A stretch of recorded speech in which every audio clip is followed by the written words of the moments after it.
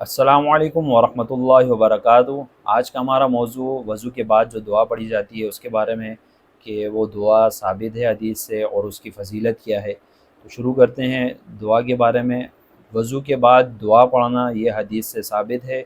सुनन इब्न माजा और जामिया तिरमिज़ी शरीफ की रिवायत है कि हज़रत उमर रज़ियल्लाहु तआला अन्हु से रिवायत है कि रसूलुल्लाह सल्लल्लाहु अलैहि वसल्लम ने फ़रमाया कि जिस शख्स ने अच्छी तरीके से वज़ू किया, वज़ू के बाद उसने ये दुआ पढ़ी, तो उसके लिए जन्नत के 8 दरवाज़े खोल दिए जाएंगे। यानी वो जिस दरवाज़े से चाहे अपनी मर्ज़ी से दाखिल हो सकता है। ये मकाम है इस दुआ के पढ़ने वाले का। तो वो दुआ कौन सी है? सबसे पहले ये है कि वज़ू अच्छे तरीके से करना है। अच्छे तरीके से वज़ू करने के बाद अब दो रिवायतें हैं। एक रिवायत में ये है कि आसमान की तरफ देख के दुआ पढ़नी है। दूसरी रिवायत में है कि नॉर्मल जैसे आम दुआ पढ़ते हैं वज़ू के बाद दुआ पढ़ सकते हैं।